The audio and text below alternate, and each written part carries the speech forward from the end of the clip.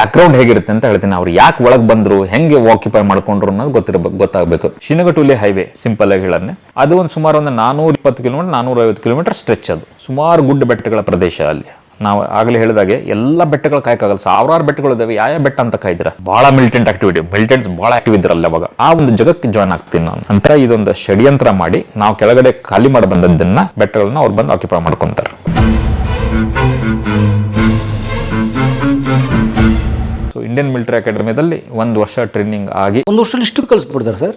ಈಗ ಆರ್ಮ್ಸ್ ಬಗ್ಗೆ, guns, bombs, grenades. Yes, finally ನಮ್ಗೆ ಅದನ್ನ ಸಮಿಟ್ ಅಪ್ ಅಂತಂದ್ರೆ, ಇವಾಗ idle mind is a devil's workshop ಅಂತ ನೀವೆಲ್ಲ ಕೇಳಿರ್ತೀರ. ಅಂದ್ರೆ ಮನುಷ್ಯನಿಗೆ ನೀವು ಸುಮ್ಮನೆ ಬಿಟ್ರೆ ಅವ್ನಿಗೆ ಏನೇನೋ ಯೋಚನೆಗಳು ಬರ್ತವೆ. ಆ ಟಫ್ನೆಸ್ ಆಫ್ ದ ಟ್ರೈನಿಂಗಿಗೆ ನಮ್ಮನ್ನ ಬಿಟ್ರೆ ನಾವು ಯೋಚನೆ ಮಾಡ್ತೀವಿ, ನಮಗೆ ಮನೆಗೆ ವಾಪಸ್ ಹೋಗ್ಬಿಟ್ರೆ ಆರಾಮಾಗಿತ್ತು, ಬಿಸ್ನೆಸ್ ನಡೀತಾ ಇತ್ತು ಅಂತ. ಅದಕ್ಕೆ ನಮ್ಗೆ ಆರಾಮಾಗಿ ಇಡಕ್ಕೆ ಬಿಡಲ್ಲ. ಯೋಚನೆ ಮಾಡಕ್ಕೆ ನಮ್ಗೆ ಟೈಮೇ ಇರಲ್ಲ. ನಾವು ಮೂವಿ ಥಿಯೇಟರ್ಗಳಿಗೆ ಹೋಗಿ ಕುತ್ಕೊಂಡ್ರೆ ಮೂವಿ ಲೈಟ್ ಆಫ್ ಆಯ್ತು ಅಂತಂದ್ರೆ 99% ಕ್ಯಾಡೆಟ್ ಮಲಗಿಸ್ತಾರೆ. ಮೂವಿ ಯಾರು ನೋಡಲ್ಲ. ಸೊ ಮೂವಿ ತೋರಿಸ್ತಾರಲ್ಲಿ ಮೂವಿ ಬಟ್ ಯಾರು ಅದು ನೋಡ್ತಿರಲ್ಲ, ಯಾರು ನೋಡಲ್ಲ. ಈಗ ರೆಸ್ಟ್ ಟೈಮ್ ಥರ ಆಗ್ಬಿಡುತ್ತೆ ಅವರಿಗೆ.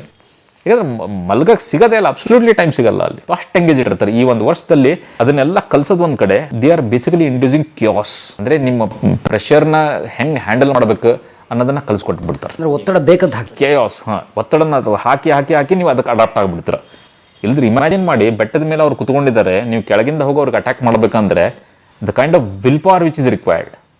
ನೀವು ಸಣ್ಣಕ್ಕೂ ತಲೆನೋವು ಬಂತು ನನಗೆ, ನಾನು ಹೋಗಲ್ಲ, ನಾನು ಇವತ್ತು ರೆಸ್ಟ್ ತಗೊಂತೀನಿ, ನಾನು ಆಫೀಸ್ಗೆ ಹೋಗಲ್ಲ ಅಂತ ಲೂಸ್ ಮೋಷನ್, ಮನೆಯಿಂದ ಆಚೆ ಹೋಗಲ್ಲ ಹಂಗೆ ಅನ್ಕೊಂಡ್ರೆ ಯುದ್ಧ ಹೆಂಗೆ ಮಾಡ್ತೀರಾ? So that pressure is induced and you are made to get used to that kind of pressure. ಕ್ಯಾಸ್ ಅಂತ ಹೇಳ್ತಾರಲ್ಲ, ಕ್ಯಾಸ್ ಇಂಡ್ಯೂಸ್ ಮಾಡ್ತಾರೆ, ಅದರಿಂದ ಹೊರಗೆ ಬರೋದನ್ನ ಕಲಿಸ್ಕೊಡ್ತಾರೆ. ಸೊ ಬೇಸಿಕ್ಲಿ ನಮ್ಮನ್ನು ಸ್ಟ್ರಾಂಗ್ ಮಾಡ್ತಿರ್ತಾರೆ ಹಂಗೆ ಮಾಡಿ ಎಲ್ಲದನ್ನು ಸಬ್ಮಿಟ್ ಅಪ್ ಮಾಡ್ಬೇಕಂತಂದ್ರೆ ಒಬ್ಬ ಹೊಸ ವ್ಯಕ್ತಿಯಾಗಿ ಬರ್ತೀರ. ನಿಮ್ಮಲ್ಲಿ ಏನು ಲಿಮಿಟೇಷನ್ಸ್ ಇರ್ತಾವೋ ಅದನ್ನ ಫುಲ್ ಕೆಡವಿ ಹೊಸ ಮನುಷ್ಯನ ವರ್ಕ್ ಕಳಿಸ್ಕೊಡ್ತಾರೆ 1 ವರ್ಷದಲ್ಲಿ. ಸೋಲ್ಜರ್ಗೂ ಹೀಗೆ, ಯಾಕಂದ್ರೆ ನೀವು ಆಫೀಸರ್ ರ್ಯಾಂಕಿಗೆ ಹೋಗಿದ್ದು, ಉದಾಹರಣೆಗೆ +2 ಈ ಥರ ಮಾಡಿ ಸೋಲ್ಜರ್ಸ್ಗೆ ಹೋಗ್ತಾರೆ, ಅವ್ರಿಗೂ ಇದೇ ಥರ ಇರುತ್ತೆ. ಟು ಅನ್ ಎಕ್ಸ್ಟೆಂಟ್ ಇದೇ ಥರ ಇರುತ್ತೆ. The physical training will remain the same, but ನಮಗೆ ಹೆಂಗೆ ಅಂದರೆ ನಮಗೆ ಲೀಡರ್ಶಿಪ್ ಕ್ವಾಲಿಟೀಸ್ ಬೇಕು. You will have to lead a team. Leadership qualities ಬಗ್ಗೆ ನಮಗೆ ಜಾಸ್ತಿ ಸ್ಟ್ರೆಸ್ ಇರುತ್ತೆ. ಆಮೇಲೆ ಸೊಸೈಟಿದಲ್ಲಿ ಬಿಹೇವಿಯರ್ ಮಾಡೋಕ್ಕೆ ಹೆಂಗಿರಬೇಕು. ಯಾಕಂದರೆ ವಿಲ್ ಬಿ ಎಷ್ಟೋ ಜನ ಫಾರಿನ್ ಅಸೈನ್ಮೆಂಟ್ಸ್ ಹೋಗ್ತಾರೆ, ಎಷ್ಟೋ ಜನ ಅಂಬಾಸಿಸ್ಗೆ ಹೋಗ್ತಾರೆ. ಒಂದು we are projecting an image, ಮತ್ಲಬ್ we are representing India there. ಈಗ UN ಮಿಷನ್ಗೆ ಹೋಗ್ತೀವಿ ಅಂತ ಎಷ್ಟೋ ಜನ UN ಮಿಷನ್ಗೆ ಹೋಗ್ತಾರೆ, ಮಿಷನ್ಗೆ, ವಿಶ್ವಸಂಸ್ಥೆಗೆ. ಅಲ್ಲಿ ಬೇರೆ ಬೇರೆ ಕಂಟ್ರಿಯಿಂದ ಬಂದಿರ್ತಾರೆ. ಸೊ ಅವಾಗ you have to Indian army represent ಮಾಡ್ತಿದ್ದಾರೆ ಅಂದರೆ you basically representing India as a country. You are representing, you are an ambassador there. ನಿಮ್ಮನ್ನೆಲ್ಲರೂ ಆರ್ಮಿ ಆಫೀಸರ್ ಈ ಯೂನಿಟ್ ನಾವು ಅಂತ ನೋಡಲ್ಲ, ಈಸ್ ಎನ್ ಇಂಡಿಯನ್ ಅಂತ ನೋಡ್ತಾರೆ. ಸೊ ಇಂಡಿಯಾದೊಂದು ಒಳ್ಳೆ ಇಮೇಜ್ ಪ್ರೊಜೆಕ್ಟ್ ಮಾಡ್ಬೇಕಂದ್ರೆ you have to be really tough and fit. So ಹಂಗಾಗಿ ಆರ್ಮಿ ಆಫೀಸರ್ಗೆ ಆಫೀಸರ್ ಲೆವೆಲ್ ಟ್ರೈನಿಂಗ್ ಅಂದ್ರೆ ಒಂದು ಸ್ವಲ್ಪ ಇದು ಸ್ಟ್ಯಾಂಡರ್ಡೈಸ್ ಇರುತ್ತೆ, ಲೀಡರ್ಶಿಪ್ ಕ್ವಾಲಿಟೀಸ್ ಇರುತ್ತೆ. ಇವ್ರಿಗೆ ಜವಾನ್ಸಿಗಂದ್ರೆ ಮೂರ್ ಆಫ್ ಫಿಸಿಕಲ್ಸ್, ಅವ್ರಿಗೂ ಲೀಡರ್ಶಿಪ್ ಕಲಿಸ್ತಾರೆ. ಯಾಕಂದರೆ ಇವಾಗ ಅವ್ರಿಗೂ ಹೆರಾರ್ಕಿ ಇರುತ್ತೆ, ಮಧ್ಯೆ ಅವ್ರಿಗೂ ಟ್ರೈನಿಂಗ್ ಇರುತ್ತೆ. ಸೊ ಗ್ರ್ಯಾಜುವಲಿ ಅವ್ರು ಅಪ್ಗ್ರೇಡ್ ಆಗ್ತಾ ಹೋಗ್ತಾರೆ. ಅಲ್ಲಿ ಹೇಗೆ ಅಂತಂದರೆ ಬೇರೆ ಏನೋ ಚಟಕ್ಕೆ ಅವಕಾಶ ಆಸ್ಪದ ಇರಲ್ಲ, ಬಟ್ ಅದೊಂದು ಇರುತ್ತಲ್ಲ, ಹೊರಗಡೆ ಇಂಜಿನಿಯರಿಂಗ್ ಮಾಡಬೇಕಲ್ಲ, ಸಿಗರೇಟ್ ಸೇದೋದು ಎಲ್ಲ ಕಾಮನ್. ಹಾಗಾಗಿ ಸಿಗರೇಟ್ ಹೊರಗಡೆಯಿಂದ ಬರಂಗಿಲ್ಲ. ಸೊ ಅದನ್ನ ಕೊಡಲ್ಲ, ಅಲ್ಲಿಂದ ಕೊಡಲ್ಲ. ಹಂಗಾಗಿ ಬಟ್ ನಾವು ಹೆಂಗೋ ಬೂಟ್ ಪಾಲಿಶ್ ಮಾಡೋಕ್ಕೆ ಇರ್ತಾರಲ್ಲ, ಬೂಟ್ ಪಾಲಿಶ್ ಮಾಡೋಕ್ಕೆ ಇರ್ತಾರೆ, ಹೇರ್ ಕಟ್ ಮಾಡೋಕ್ಕೆ ಅಲ್ಲಿರ್ತಾರೆ. ಸೊ ನಿಮ್ಮ ಶೂ ಪಾಲಿಶ್ ಮಾಡೋದು ಜನ ಇರ್ತಾರೆ ಅಲ್ಲಿ. ಅದು ಶೂ ಪಾಲಿಶ್ ಮಾಡೋದಂದ್ರೆ ಡ್ರಿಲ್ ಸ್ಕ್ವೇರಲ್ಲಿ ಪಾಲಿಶ್ ಮಾಡೋದು ಇಸ್ ಜಸ್ಟ್ ನಾಟ್ ಪಾಲಿಶ್ ಮಾಡಲ್ಲ. ಅದ್ರ ಮೇಲೆ ಹೆಂಗಿರುತ್ತೆ ಅಂದ್ರೆ ಅದರ ಟೋ ಏನಿರುತ್ತಲ್ಲ, ಅದನ್ನ ಟೋ ಫುಲ್ ಶೈನ್ ಆಗ್ತಾ ಇರುತ್ತೆ. ಆ ಶೈನನ್ನ ವ್ಯಾಕ್ಸನ್ನ ಮೆಲ್ಟ್ ಮಾಡಿ ಅದ್ರ ಮೇಲೆ ಹಾಕ್ತಾರೆ. ಸೊ ನೀವು ಡೈಲಿ ಪಾಲಿಶ್ ಮಾಡ್ಕೊಳಕ್ಕೆ ಹಂಗೆ ಬರಲ್ಲ. ಸೊ ಅದಕ್ಕೆ ಶೂ ಪಾಲಿಶ್ ಮಾಡೋಕ್ಕೆ ಬೇರೆಯವ್ರು ಇರ್ತಾರೆ, ಹೇರ್ ಕಟ್ಟಿಗೆ ಬೇರೆಯವ್ರು ಇರ್ತಾರೆ, ರೂಮ್ ಕ್ಲೀನ್ ಮಾಡೋರು, ಬಾತ್ರೂಮ್ ಕ್ಲೀನ್ ಮಾಡೋರು ಇರ್ತಾರೆ. ಅವ್ರಿಗೆ ಅಡ್ಜಸ್ಟ್ ಮಾಡ್ಕೊತಿದ್ವಿ ನಾವು. ಅವ್ರಿಗೆ ಅಡ್ಜಸ್ಟ್ ಮಾಡಿ ಇದನ್ನು ತರಿಸ್ಕೊತಿದ್ವಿ. ಒಂದ್ಸಲ ಹಿಂಗೆ ನನ್ನ ರೂಮಲ್ಲಿ, ಅಂದರೆ ಇಂಡಿವಿಜುವಲ್ ಬ್ಯಾರಕ್ಸ್ ಇರ್ತವೆ, ಕ್ವಾಡ್ರಾಂಗಲ್ ಥರ ಇರುತ್ತೆ, ಈ ಥರ ಸ್ಕ್ವೇರ್ ಇರುತ್ತೆ. ಇಲ್ಲೆಲ್ಲರೂ ಒಬ್ಬೊಬ್ಬರು ಇಂಡಿವಿಜುವಲ್ ರೂಮ್ಸ್ ಇರುತ್ತೆ, ಮಧ್ಯ ಬಾತ್ರೂಮ್ಸ್ ಮಾಡಿರ್ತಾರೆ. ಇದು ಓಪನ್ ಏರಿಯಾ ಇರುತ್ತೆ ಇಲ್ಲಿ. ಸೊ ಅಲ್ಲಿ ಯಾರ್ದೋ ಒಬ್ಬರು ರೂಮಲ್ಲಿ ಕುತ್ಕೊಂಡು ನಾವೆಲ್ಲರೂ, ಅದು cigarette is a prize possession ಅಲ್ಲಿ ಗೇಟಲ್ಲಿ ಅವ್ರಿಗೂ ಚೆಕ್ ಮಾಡಿಬಿಡ್ತಾರೆ. ಯಾರು ಈ ಕ್ಲೀನರ್ಸ್ಗೆ ಅವ್ರಿಗೆ ಅವ್ರು ಏನಾದರೂ ಶೂ ವ್ಯಾಕ್ಸ್ ಪಾಲಿಶ್ ಯಾವ್ದಾರು ಒಂದು ಬ್ಯಾಗಲ್ಲಿ ಇಟ್ಕೊಂಡು ಮಾಡ್ಬೇಕು. ಹಾಗಾಗಿ ಲಾಟ್ ಗಟ್ಟಲೆ ಬರಲ್ಲ, ಎಲ್ಲೋ 1-2 ಬರ್ತಾರೆ. ಆಮೇಲೆ ಕಂಟೆಂಡರ್ಸ್ ಭಾಳ ಜನ ಇರ್ತಾರೆ. ಒಂದು ಸಿಗರೇಟ್ ಅಂದರೆ ಒಂದು 8 ಜನ ಒಂದು ರೂಮಲ್ಲಿ ಸೇರ್ಕೊಂಡಿದ್ರೆ ಒಂದು ಸಿಗರೇಟನ್ನು 8 ಜನ ಸೇರಬೇಕು. 8 ಜನ ಹಿಂಗೆ ಸೇರ್ತಾ ಇದ್ದೀವಿ. ಅವಾಗ ರೌಂಡ್ಸ್ ಬರ್ತಾ ಇರ್ತಾರೆ. ನಿಮ್ಮ ಸೀನಿಯರ್ ಆಫೀಸರ್ಸ್ ಸೀನಿಯರ್ ಬರ್ತಾರೆ. ಅವ್ರು ಬಂದ್ರೆ ಏನೋ ಸ್ಮೆಲ್ಲು ಗೊತ್ತಾಗ್ಬಿಟ್ಟಿದೆ ಅವರಿಗೆ. ಅಷ್ಟರೊಳಗೆ ಆ ವಿಷಲೆಲ್ಲ ಹೊಡಿತಾರೆ ಅಂದರೆ ಎಲ್ಲರಿಗೂ ಗೊತ್ತಾಗುತ್ತೆ. ಅವಾಗ ಹರ್ಕತ್ತೆಲ್ಲ ಆಫೀಸರ್ ಬಂದಿದ್ದಾರೆ ಅಂತಂದರೆ ಎಲ್ಲರಿಗೂ ಗೊತ್ತಾಗುತ್ತೆ ಮೂಮೆಂಟ್. ನಮಗೂ ಗೊತ್ತಾಗ್ಬಿಡ್ತು ಆಫೀಸರ್ ಬಂದಿದ್ದಾರೆ ಅಂತ. ಜಲ್ದಿ ಆರಿಸಿ ಅದನ್ನು ಅಲ್ಲೆಲ್ಲೋ ಒಂದು ಮಂಚದ ಕೆಳಗೆ ಹಾಕಿ ಎಲ್ಲರೂ ರೆಡಿಯಾಗಿ ಹೊರಗೆ ಬಂದು ಪಿ ಟಿ ಮಾಡಿದ್ರೆ ಮಾಡ್ತಾಯಿದ್ವಿ. ಬಂದು ಅವ್ರಿಗೆ ಗೊತ್ತಾಯ್ತು. ಯಾರು ಮಾಡ್ತಿದ್ರೆ ಕರೆಕ್ಟಾಗಿ ಹೇಳ್ರಿ, ಮಾಡಿದ್ರೋ ಇಲ್ಲೋ ಅಂತ. ಇಲ್ಲ, ಎಲ್ಲರೂ 8 ಜನನೂ ಇಲ್ಲ ಅಂತ. ಯಾರು ತರಿಸಿದ್ದು ಅವ್ನು ಒಬ್ಬನ ಹೆಸರು ಹೇಳ್ಬಿಟ್ರೆ ಎಲ್ಲರಿಗೂ ಬಿಡ್ತೀನಿ ಅಂತ. ಯಾವುದೇ ಕಾರಣಕ್ಕೂ ಹೇಳಲ್ಲ. ನಮ್ಗೆ ಇಲ್ಲ ಗೊತ್ತಿಲ್ಲ, ನಾವು ಸೇದೇ ಇಲ್ಲ ಅಂತ ಕೂತ್ಕೊಂಡ್ವಿ. ಎಲ್ಲರೂ ಒಬ್ಬೊಬ್ಬರ ಹತ್ರ ಬಂದ್ರೆ ನೀನು ಸೇದಿದೆಯಾ ಅಂದ್ರೆ ವಾಸನೆ ಗೊತ್ತಾಗ್ಬಿಡುತ್ತಲ್ಲ, ನೀನು ಸೇದಿದೆಯಾ ಅಂತ. ಆಮೇಲೆ ಯಾರೂ ಒಪ್ಪಲಿಲ್ಲ. ಅದಕ್ಕೆ ಅವರು ಒಂದಿಷ್ಟು ಕಾಟನ್ ತರಿಸಿದ್ರು, ಹತ್ತಿ ತರಿಸಿ ಅದನ್ನೊಂದು ಇದರಲ್ಲಿ ಒಂದು ಪೇಪರ್ ಇರ್ತಲ್ಲ ಅದರಲ್ಲಿ ಸುತ್ತಿಸಿ 8 ಜನಕ್ಕೂ ಸೇದ್ರಿ ಅಂತ ಕೊಟ್ಟರು. ಎಲ್ಲರೂ ಅದನ್ನು ಸೇದಬೇಕು. ಅಷ್ಟನ್ನು ನಿಂದಿರಿಸಿದ್ರು. ಇವರೆಲ್ಲ ನಿಂತ್ಕೊಂಡು ನೋಡ್ರಿ ಇವ್ರನ್ನ ಅಂತ. ದಿವ್ಸ ನೋಡಿದ್ರು.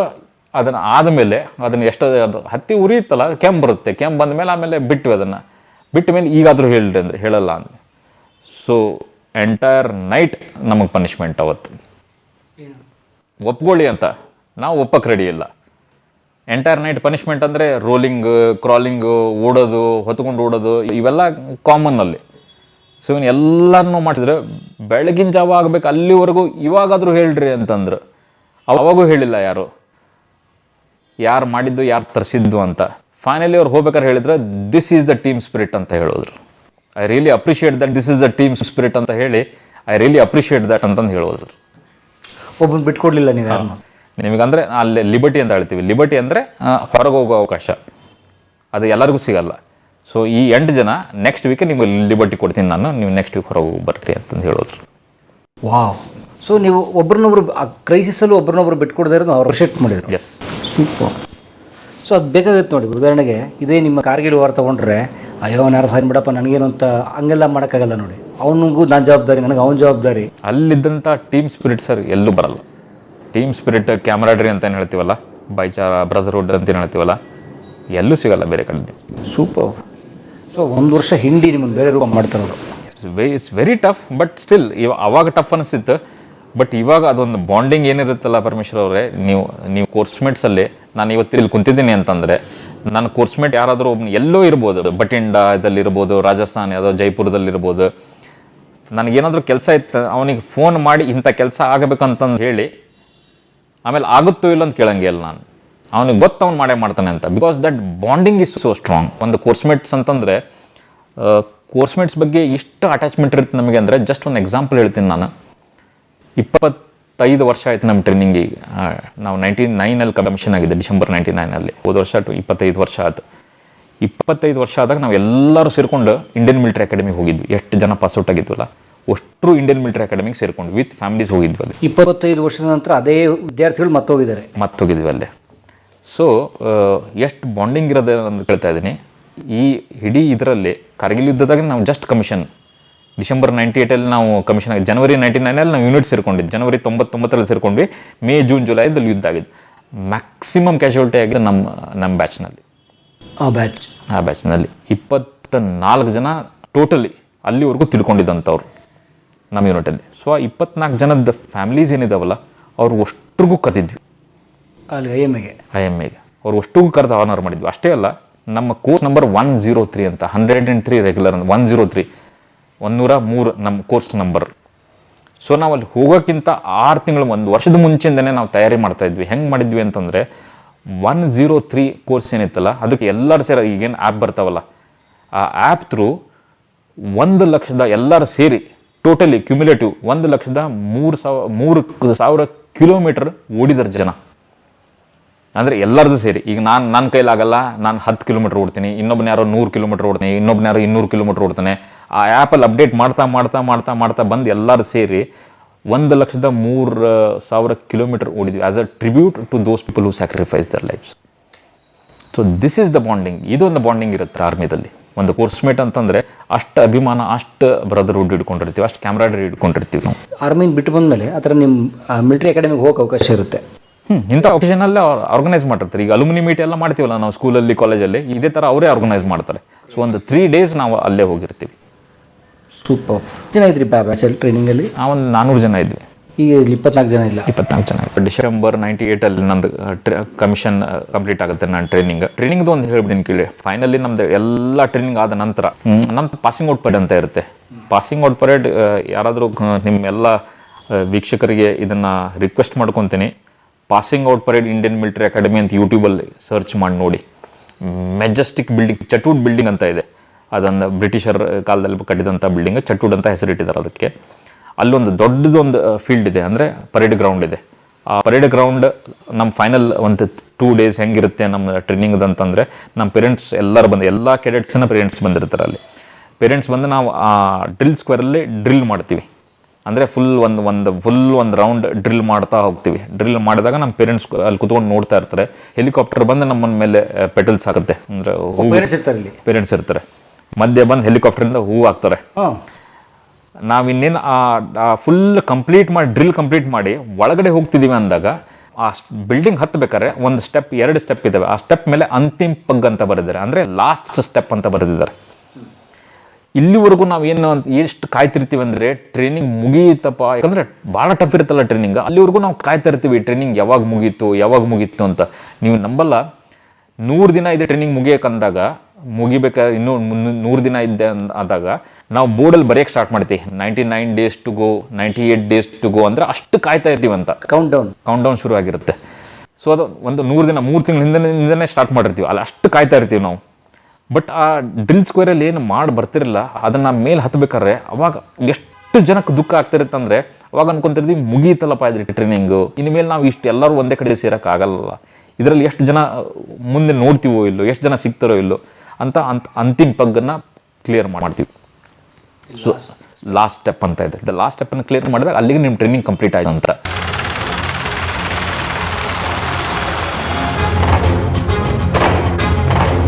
ವಾಪಸ್ ಬರ್ತೀವಿ. ವಾಪಸ್ ಬಂದು ನಮ್ಮ ರೂಮಲ್ಲಿ ಡ್ರೆಸ್, ಯೂನಿಫಾರ್ಮ್ ಎಲ್ಲ ರೆಡಿ ಆಗಿರುತ್ತೆ. ಆರ್ಮಿ ಆಫೀಸರ್ ಯೂನಿಫಾರ್ಮ್ ಹಾಕ್ಕೊತೀವಿ. ಯೂನಿಫಾರ್ಮ್ ಹಾಕ್ಕೊಂಡು ನಮ್ಮ ಸ್ಟಾರ್ಸ್ ಏನಿರ್ತಾವಲ್ಲ, 2 ಸ್ಟಾರ್ ಕೊಡ್ತಾರೆ ಲೆಫ್ಟಿನೆಂಟ್ಗೆ. 2 ಸ್ಟಾರ್ ಹಾಕ್ಕೊತೀವಿ. ಬಟ್ ಅದನ್ನು ಕವರ್ ಮಾಡಿ ಅಲ್ಲಿ ಹೋಗಿ ಎಲ್ಲರೂ ಮತ್ತೆ ಒಂದು ಸ್ಪೆಸಿಫಿಕ್ ಟೈಮ್ ಕೊಟ್ಟಿರ್ತಾರೆ, ಅಲ್ಲಿ ಎಲ್ಲರೂ ಬರ್ತೀವಿ. ಬಿಲ್ಡಿಂಗ್ ನಮ್ಮದು ಇನ್ನೊಂದು ಬಿಲ್ಡಿಂಗ್ ಇದೆ, ಅದು ಸ್ಟೆಪ್ಸ್ ಮೇಲೆ ಎಲ್ಲರೂ ನಿಂತ್ಕೊಂಡಿರ್ತೀವಿ. ನಿಂತ್ಕೊಂಡು ಒಂದು ಪ್ರಮಾಣ ವಚನ ಅಂತ ಹೇಳ್ತೀವಲ್ಲ, ಓತನ್ನು ತೊಗೊತೀವಿ. That I will protect the territorial integrity of the nation even to the peril of my life ಅಂತ. ಅಂದರೆ ಈ ನನ್ನ ಪ್ರಾಣ ಹೋದರೂ ಕೊಟ್ಟರೂ ಪರವಾಗಿಲ್ಲ, ಈ ದೇಶದ ಅಖಂಡತೆಯನ್ನು ಕಾಪಾಡ್ತೀನಿ ಅಂತ. ಅದನ್ನು ಊತು ತೊಗೊಂಡು ಕೆಳಗೆ ಬರ್ತೀರಾ. ಕೆಳಗೆ ಬಂದ ತಕ್ಷಣ ನಿಮ್ಮ ತಂದೆ ತಾಯಿ ಏನಿದಾರಲ್ಲ, ಅವರು ಆ ಕವರ್ನ ಬಿಚ್ತಾರೆ. ಅದನ್ನು ವರ್ಡ್ಸಲ್ಲಿ ಆ ಒಂದು ಎಕ್ಸ್ಪ್ರೆಸ್ ಮಾಡೋಕ್ಕೆ ಸಾಧ್ಯನೇ ಇಲ್ಲ.